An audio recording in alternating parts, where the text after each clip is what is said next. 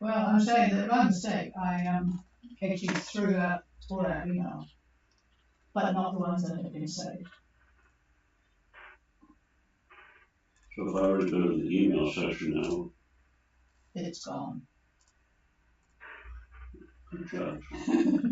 Yes. Well, I want to do a good job. It's been 2 hours. So all those addresses are gone. Good afternoon, everybody. This is Gulf Harbour Radio. Patricia and David, ZMH 286. And boy, do we have an absolutely rotten day here tonight. It is pouring with rain. You can't see probably more than 150 metres. It's warm, 21 degrees. 1022, I think it is. 1022. About 10 knots of wind from the north. We're reasonably protected here, but I haven't checked what it's like out in the Hauraki Gulf because nobody in their right mind would actually be in the Hauraki Gulf at the moment on a sailboat anyway.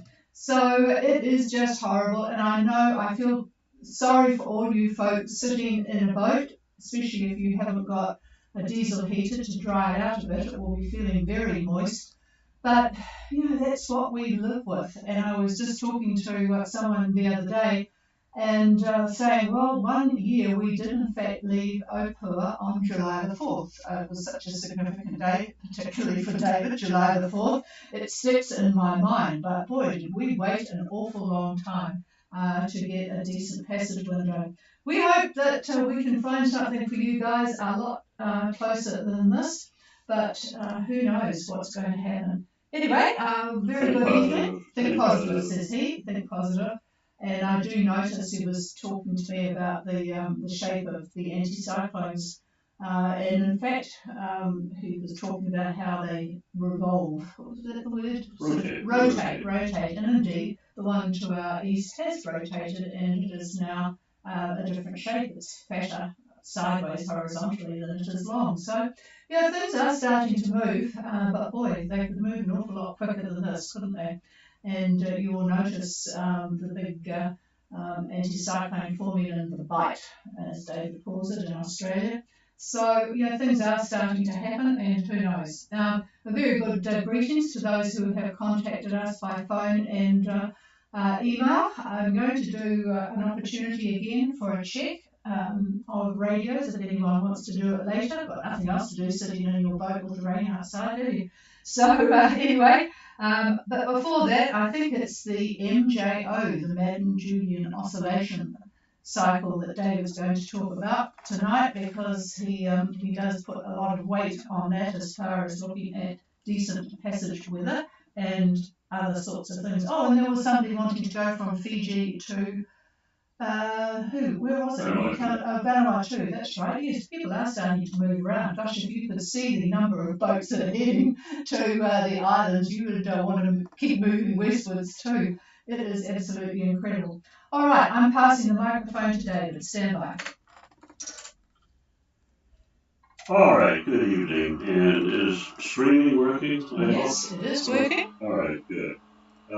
You'll remember yesterday, if you listened, we had that question about looking at the big picture. What should you look at as cruisers who are planning passages? What do you look at for the big picture as opposed to dialing it down to the week that you go and that sort of thing? So we're looking at a week or two before that. And we talked about the various things that are very important to particularly the climatologists. We talked a little bit about the southern angular mode yesterday. We talked about whether it was in a positive phase or a negative phase. And we also talked about the Indian Ocean dipole, the IOD. Same thing, they have a positive index and a negative index. So it's dawned on me that this sounds probably merely interesting to most of you because it really isn't going to matter a whit, frankly, because you are going to be leaving in the next week or so or a month or so. And what the weather, what the climate change, if you will, is going to be is really up to the gods. And a measure of that are these cycles that we look at, the southern annular mode in the IOD, that sort of thing. So it really, to me, is really not that important unless you really are into meteorology and you really want to know all about these things. But from a practical standpoint, not sure how that's going to help you a whole lot because what's coming is coming, and there's nothing you can do about it. However, the MJO is different. That's the Madden-Julian oscillation.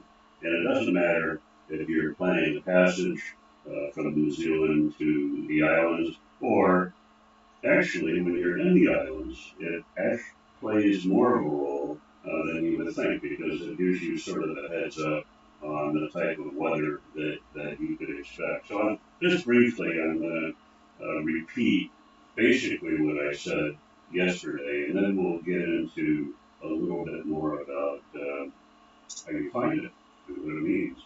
So again, MJO, Madden-Julian oscillation. Again, a wave oscillation, an atmospheric wave that travels east, goes completely around the globe, takes about 40 days, and again discovered by Mr. Madden and Mr. Julian back in the early 70s, and they coined it the 40 to 50 day oscillation.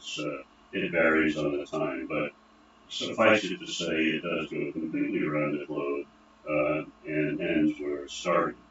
So it affects the weather directly for you cruising yachts. When that MGO is overhead where you happen to be or near where you happen to be, you can expect fairly light, right up to heavy rain, and considerable squally conditions. The downflow winds from this can be gale force or higher, and very easily, as I said yesterday, they can come from a rather inconvenient direction, and therefore making a nice safe anchorage a lee shore. So, in addition to the direct effects, there's a major indirect effect for the global weather. During the heavy shower periods, a tremendous amount of heat is released into the upper atmosphere, and this affects what we call the planetary Rossby waves. These become the long wave pattern that affects global weather. Again, there's nothing you can do about this. It's going to happen no matter what we do, no matter what we think, no matter whatever. It's going to happen. However, if it does coincide, if this pulse does coincide with the Australian monsoon, which happens every year, it's going to increase the monsoon effect. So those of you that are in, say, the Coral Sea or are planning to go through the Straits north of Australia and that sort of thing, it's definitely going to have an effect for you on that. And if there happens to be an existing quasi-stationary front or a trough, the MGO is going to exacerbate the feature. So if you've got a trough that's already there, and well, here comes the pulse, and that pulse then is going to make this trough or front, if you will, a whole lot stronger and possibly quite dangerous. So it starts off in the Indian Ocean. That's where it begins. Small area of precipitation south of the equator near about 66 to 0 degrees east, and it grows and then it moves eastward, as I said yesterday, about 8 to 12 knots, give or take on that. So it becomes what we would call an eastward propagation of very deep convection and rainfall, again from the Indian Ocean to the western Pacific. And that pulse and precipitation from the cruising yacht's perspective affects the area between roughly 10 north to about 30 south, and between the longitudes about 150 east and 140 west. As the pulse moves east of 140 west, it becomes more or less, well, we'll call it nondescript, very minimal, as it moves over the cooler waters of the eastern Pacific. But then it later reappears over the tropical Atlantic, and then finally to the Indian Ocean as the cycle ends. So, what I'm going to do You say, well, this is merely interesting, thank you very much. But how am I supposed to know what the MJO is doing? Where is it? Is it going to affect me? Et cetera, et cetera. And it's dawned on me that as I give a lot of these little lectures, it really doesn't matter if you can't find what I'm talking about. So I'm going to give the microphone back to Patricia, and she is going to read off a website for you to write down, copy, and go look it up. And when you look it up, I'll describe what you're going to see when that happens. So here's the boss, and she will read off this very slowly, I hope. And if you haven't picked it up, call in. That'll be a new one. And we'll do it again. So here she is. Or if you're on streaming, as I know a lot of people are, then just make a comment on the streaming. What goes before this? HTTP or No. www? Okay, just type it in. CPC, that's Charlie Papa Charlie, dot NCEP, which is November Charlie Echo Papa, dot NOAA, NOAA, dot gov, G-O-V, / products / precip, PRECIP, /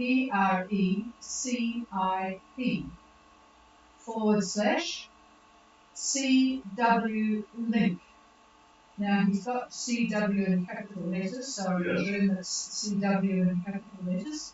CW and then link, LINK, / MJO, all in capitals, / Forca, lowercase, FORCA, Foxtrot, Oscar, Romeo, Charlie, Alpha, dot, I always say shitmill, but it's SHTML. And that's the website. At the very beginning, the CPC was in capitals. I didn't mention that. The rest of it, unless I tell you, is all in lowercase. Now, he's got here a couple of comments, which I'll pass them back to you. Okay, when you go to this particular site, and it is a NOAA product, it's an American product, and there's going to be all kinds of things on this site, but what you do is scroll down until you find what we call spatial OLR anomalies. OLR stands for outgoing long wave radiation. And you will see a forecast, and that is what's important. You will see a forecast. And the one I'm looking at now starts off on 1 May, and then the next little graph shows days 1 to 5. So 1 May to 5 May. The next one is 5 May to 10 May, and the next one is 11 to 15. 11 May to 15 May. And you'll see colors, and that's what makes it easy to use for me in particular, which I have a little hard time with the color anyhow.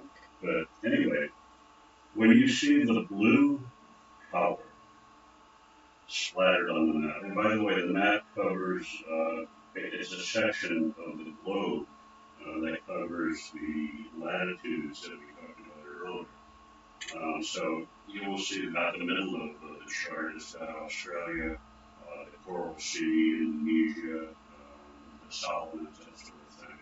And it goes all the way east to South America. And then on the west side of the graph, it's got Africa. So it shows pretty much the entire globe of the world in an elongated fashion.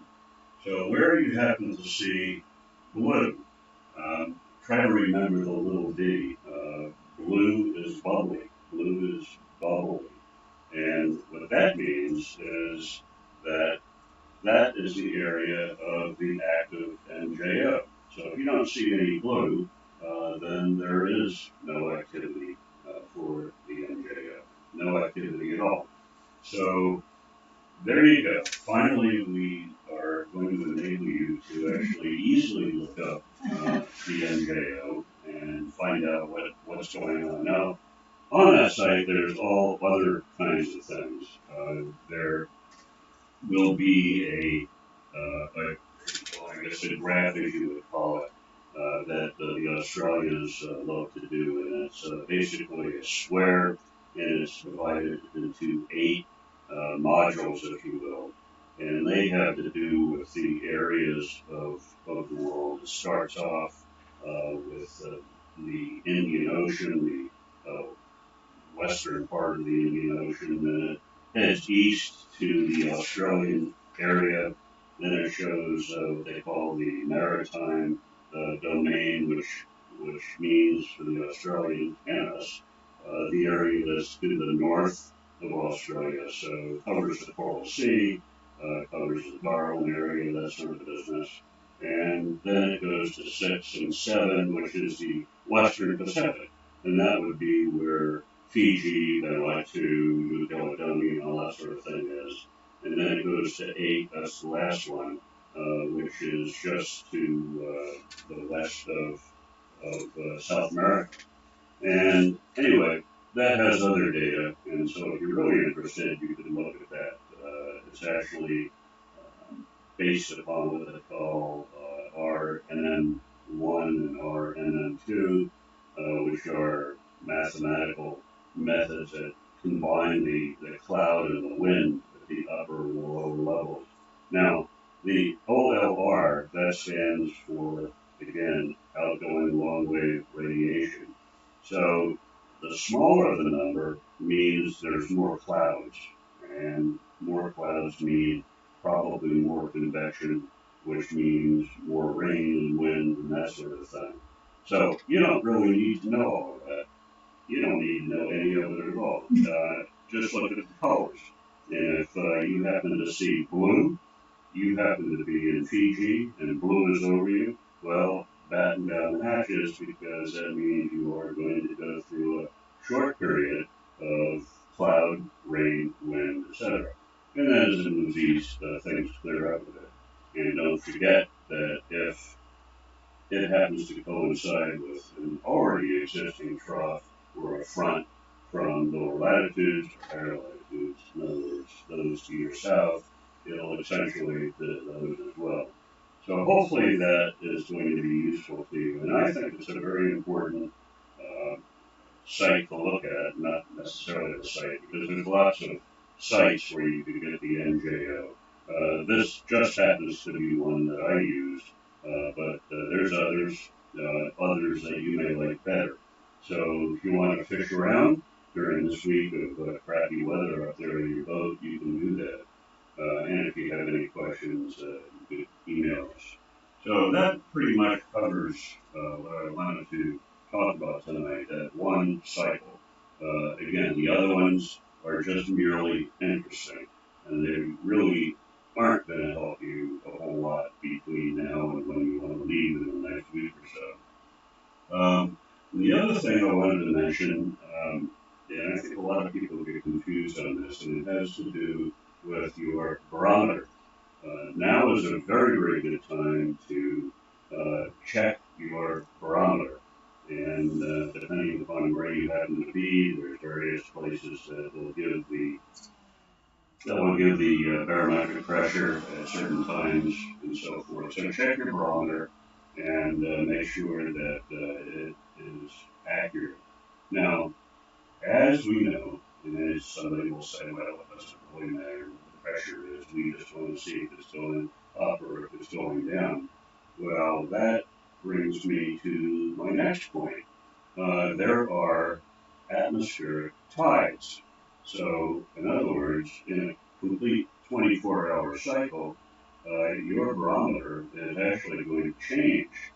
And what happens is the highest numbers that you're going to get on your barometer happen to be at 10 o'clock in the morning and 10 o'clock at night. And then the lowest that the barometer is going to read is at 4 a.m. in the morning and 4 p.m. in the afternoon. The point in all of this is, don't take a pressure reading at, say, 4 in the afternoon and then look at it again at, say, 10 at night because it's going to be different. And you'll say, oh, my barometer has changed, so something is going to happen. Well, not necessarily so. It just has to do with the atmospheric tide. You happen to be seeing the tide in its low ebb or the tide at its high rising point. So the moral of the story is always take your barometer readings at exactly the same time every day. So I don't think I could be any more clear than that. That's really important. I think that's it for me for today. Tomorrow I may talk a little bit about 500 millibar, and I know everybody that listens is groaning, but I will try to make it very, very simple, and I'll try to make it so that it becomes useful to you. Again, you won't really have to know that much about the 500 millibar level other than the shape of what the iso heights look like and what that means for you. So it won't take me long, but I think it might be of some interest. And then another day, I was thinking about, we talked about windy, and we talked about how important I think that looking at satellite imagery is. And what I would like to do, I think, is to talk a little bit about satellite imagery and what it means, what you see on your windy or predict wind or whatever outfit that you choose to get your information from. So we'll talk a little bit about that satellite imagery, and it won't be long. I don't think we'll go to sleep. So that's what I had planned anyhow for the next couple of days while you're still getting ready to go. So with that, I think I'm done. So I'll pass it back to the chief. And if anybody has any questions or whatever, they will come down. Here she is. Okay, is there anybody that does want to ask a question now? Please call. Anybody wanting to check out their radio, I will pass it to you in half a minute. I just forgot to tell David there were some boats who have left for New Caledonia. Hard to understand really, because if you go to Windy and being not too meteorologically minded, that's sort of my go-to place, they're going through a horrible front. I guess most of them are French boats, and I suspect there's not going to be too much in the way of French cuisine over the next few days. But I guess some people just want to go. And looking outside the window, I guess, well, I don't know. I would still not want to deal with going through a pretty severe front. Anyway, is there anybody wanting to make contact on the radio for a radio check? Please call now. Mackay, showing us from Mackay, over. Oh, that's an excellent signal from sailing vessel Mackay. Where are you? Yeah, good afternoon, Patricia. This is Mackay and Tangeray, and amazing that I'm hearing on the radio tonight. Couldn't talk to you on your radio last night, over. Yeah, it's interesting, isn't it, how the conditions are changing. I get my first indication of that in the morning on the ham radio net, which is on 14 megahertz, and boy, we've got people scattered around Australia and New Zealand, and oh God, it changes almost from 9 o'clock till 9:30 sometimes. It's amazing, but yes, you're booming in. And I guess Wangarain is living up to its name, over. Yeah, that's for sure. We're in a deluge. It's been going for a couple of hours strong now. Okay, Patricia, well, I haven't checked into the ham radio net in a while, but maybe we'll give that a listen tomorrow. I know there's some other people out there who want to contact you. I heard them in there calling after myself, so I'll go ahead and turn it back to you and see who you can pick up. This is Sailing Vessel Mackay and Margaret, and we'll be listening on the side. Yeah, thanks for that. And because there's what we call such short skip at the moment, I have to quickly turn the knob down on my new speakers that I bought so that I don't hear my own voice coming through. So I'm going to pause now and see who else is there.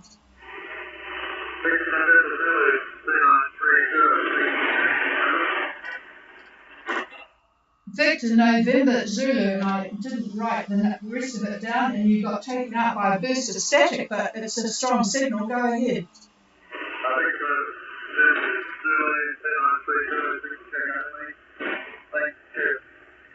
Yep, you forgot to tell me your boat name. What was it? Okay, got that, and yes, it's a good strong signal, so we'll certainly hear you on your way, or Maritime will hear you on your way in Engine 3. Is there anybody else?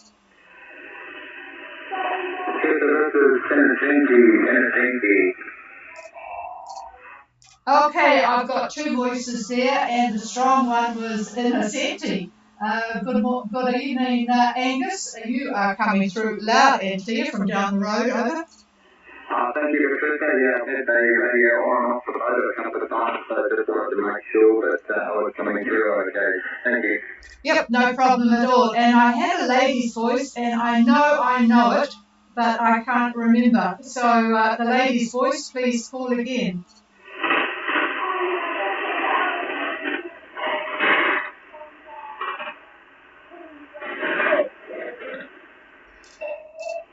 Well, I know you're there, and I know I should remember it, and I'm not quite sure where you are in the Pacific at the moment. Did anyone hear that call clearly? Because I've got a lot of static with it.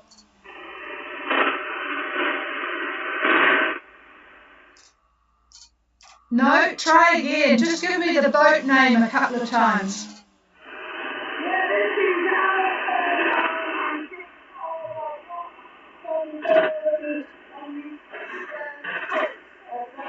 Yeah, I just need the boat name because there's so much static because of our weather. I'm having a struggle. Just the boat name. Over. Can you get that? No, I'm sorry. You'll just have to see. And I'm going to kick myself when you send me an email and I've got it because I should remember the voice. But it's just with our weather and it's just not clear enough. So please send an email, ghradio@extra.co.nz, and once I know who it is, I'm sure I will be able to work it out, but it's just really, really difficult at the moment. Okay, clear with that caller. Is there anybody else?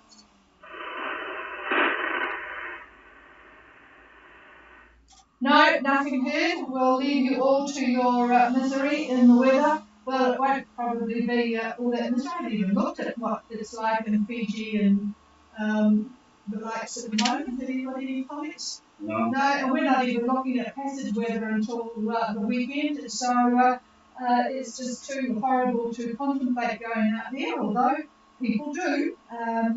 But anyway, that's it from us. There's nothing on streaming by way of comment or a question, so I shall go back to looking at what Somerset are up to at the top of Australia there, and good luck to everybody in your preparations.